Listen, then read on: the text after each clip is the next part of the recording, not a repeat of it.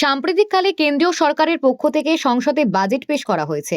সেই বাজেটকে সমর্থনে জানিয়েছে বিজেপি ঊনকোটি জেলা কমিটির পক্ষ থেকে রোববার সন্ধ্যায় কৈলাসহরের পাইতুর বাজার এলাকায় অবস্থিত বিজেপি ঊনকোটি জেলা কমিটির পক্ষ থেকে এক সাংবাদিক সম্মেলন অনুষ্ঠিত হয়েছে। সেই সাংবাদিক সম্মেলনে উপস্থিত ছিলেন মন্ত্রী টিঙ্কু রায়, বিজেপি ঊনকোটি জেলা কমিটির সাধারণ সম্পাদক অরুণ সাহা এবং জেলা কমিটির প্রবক্তা দেবাশিস সেন। সাংবাদিক সম্মেলনে মন্ত্রী টিঙ্কু রায় বলেন যে এবার প্রধানমন্ত্রী নরেন্দ্র মোদীর নেতৃত্বে কেন্দ্রীয় সরকার ঐতিহাসিক বাজেট পেশ করেছে। এবারের বাজেট মূলত যুবশক্তি এবং উন্নত ভারত ও বিকশিত ভারতের লক্ষ্যে করা হয়েছে। এবারের বাজেটে পরিকাঠামো নির্মাণ যেমন রাস্তাঘাট, রেল এবং বিদ্যুতের উন্নয়নের জন্য 12 লক্ষ কোটি টাকা বরাদ্দ করা হয়েছে বলে মন্ত্রী জানান।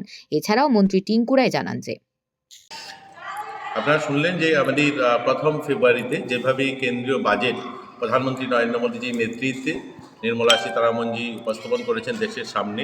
এই বাজেটের মূল থিম ছিল যুবশক্তি এবং উন্নত ভারত, বিকশিত ভারত নির্মাণের লক্ষ্যে এই বাজেট পেশ করা হয়েছে। আমরা ভারতীয় জনতা পার্টি ঊনকোটি জেলার পক্ষ থেকে এই বাজেটকে সমর্থন জানাই এবং এই বাজেট সম্বন্ধিত বিষয় আপনাদের কাছে তুলে ধরতে চাই।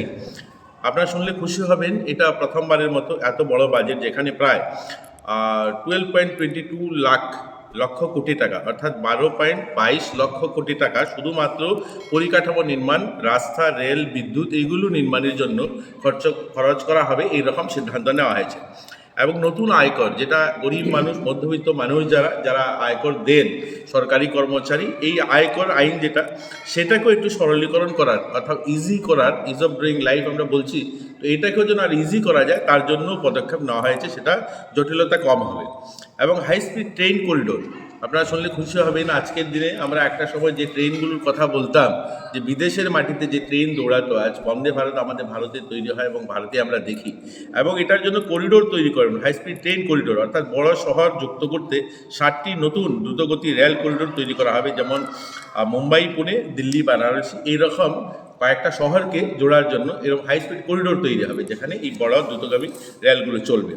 সেমিকন্ডাক্টর মিশন, অর্থাৎ সেমিকন্ডাক্টর মিশন হচ্ছে 40,000 কোটি টাকা বরাদ্দ রাখা হয়েছে ইন্ডিয়া সেমিকন্ডাক্টর মিশন, যার মাধ্যমে এই যে মোবাইল আপনারা ব্যবহার করছেন, এই মোবাইল চিপ তৈরি করতে বা কম্পিউটার চিপ, অন্যান্য যে চিপ তৈরি করা হয় তার জন্য এই সেমিকন্ডাক্টর মিশনে 40,000 কোটি টাকা রাখা হয়েছে, যেন উৎপাদন ক্ষমতা আরও বাড়ানো যায়।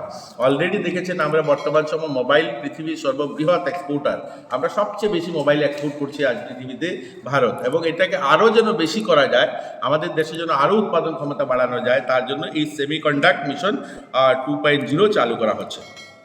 আপনার বায়োফার্মা শক্তি হচ্ছে আমাদের যে সমস্ত জৈব সার বা জৈব ঔষধ আমাদের জৈব চাষের জন্য, সেটাকেও যেন আরও বাড়ানো যায়, তার জন্য প্রায় 10,000 কোটি টাকা রাখা হয়েছে। এবং আয়কর স্ল্যাব যদিও পরিবর্তন করা হচ্ছে না, কিন্তু সেটাকে রিটার্ন জমার শেষ তারিখ 31 মার্চ পর্যন্ত করা হয়েছে, এবং সেটাকে আরও সরলীকরণ করা হবে, যেমন আপনাদেরকে বললাম।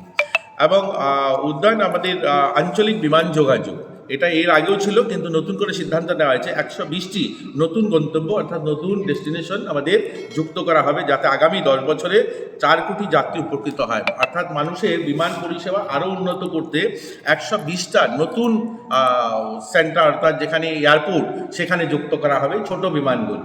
সেই লক্ষ্যে হয়তো আমরাও তার সুবিধা পেতে পারি, আমাদের কৈলাসহর, সেই আশা আমরাও করছি, যেহেতু এত বড় সিদ্ধান্ত হয়েছে।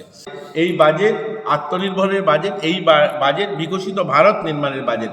প্রধানমন্ত্রী নরেন্দ্র মোদীজি যখন অর্থাৎ আমাদের প্রধানমন্ত্রী নরেন্দ্র মোদীজির 11 বছর শেষ হয়ে 12 বছর চলছে, এই সময়ের মধ্যে যতগুলো বাজেট পেশ হয়েছে, সবগুলো বাজেটে এরকম ইনি সিদ্ধান্ত নিয়েছেন, যে সিদ্ধান্তগুলো সুফল কিন্তু আজ আমরা ভারতবাসী, আমরা ত্রিপুরাবাসী পাচ্ছি। 2014-15 সালে তিনি যখন প্রধানমন্ত্রী হয়ে প্রথমবার যখন বাজেট পেশ করেন, তখনই তিনি আমাদের যে আয়কর সীমানা ছিল সেটাকে বাড়িয়েছেন এবং ডিজিটাল ভারতের সূচনা করেছিলেন। আমার আজও মনে আছে, তখন অনেক যারা আজকের দিনে যারা বিরোধী রাজনীতি করেন, কংগ্রেস বা বামপন্থীরা, তারা একটা হাসির ছলে বলতেন ডিজিটাল হবে এই ভারত, যেখানে গ্রামীণ কৃষি ভারত, এটাকে ডিজিটাল ভারত করা সম্ভব।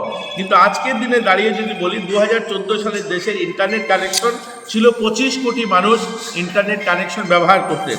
আজকের দিনে আমরা যদি দেখি 2018 সালে দাঁড়িয়েছে 40 বিলিয়ন আজকে আমরা দেখি ইন্টারনেট কানেকশন করেন। আরবিআই তথ্য অনুযায়ী লেনদেন যে হয়, আজকের দিনে যে ফাইন্যান্সিয়াল ট্রানজ্যাকশন হয়, আরবিআই অনুযায়ী 99% আজকের দিনে দাঁড়িয়ে ট্রানজ্যাকশন অনলাইন ট্রানজ্যাকশন করছেন, ইউপিআই ট্রানজ্যাকশন করছেন। এবং আমাদের এই ডিজিটাল লকার, আমরা এই ডিজিটাল ভারতে প্রায় 43.49 কোটি, অর্থাৎ প্রায় আমরা যদি দেখি 44 কোটি মানুষ ডিজিটাল লকার ব্যবহার করেন। এই যে আমাদের অফিসিয়াল কাগজপত্রগুলোই মোবাইলের মাধ্যমে ডিজিটাল লকারে থাকে, এগুলো কিন্তু পরিবর্তন হয়েছে। আমরা যদি দেখি সিএসসি সেন্টার, আপনারা সকলেই জানেন আমাদের গ্রামগুলোতে, আমরা যারা গ্রামে বসবাস করি, সিএসসি সেন্টার রয়েছে, যেখানে কমন সার্ভিস সেন্টার আমরা বলি, আমাদের বিভিন্ন সরকারি কাগজপত্র যেখানে অ্যাপ্লাই করতে পারি বা যেখান থেকে আমরা ডাউনলোড করে নিতে পারি। এটা এই গভর্নমেন্ট আসার পর মোদিজি শুরু করেছে। আজকে যদি দাঁড়িয়ে প্রায় 5.82 অর্থাৎ 6 লক্ষের কাছাকাছি যা সেন্টার রয়েছে ভারতবর্ষে, অর্থাৎ প্রায় 6 লক্ষ গ্রাম, অলমোস্ট সব গ্রামে এই সেন্টার তৈরি হয়েছে। স্বচ্ছ ভারত মিশন আমাদের ভারতকে পরিষ্কার পরিচ্ছন্ন রাখার জন্য নির্মাণ শুরু হয়েছিল। এগুলো আর যদি বলি, আমাদের প্রায় 4.5 লাখ আমাদের এই রাজ্যে ঘর তৈরি হয়, এই শৌচালয় তৈরি হয়েছে। 100টা স্মার্ট সিটি সিদ্ধান্ত নিয়েছিলেন তখনকার সময়। আজ আগরতলার চেহারা যদি আপনারা দেখুন, তাতে অনুমান করতে পারছেন সেই স্মার্ট সিটির যে পরিবর্তন রূপ। 15-16তে বড় বড় সিদ্ধান্ত নিয়েছিলেন, 15-16 বাজেটে।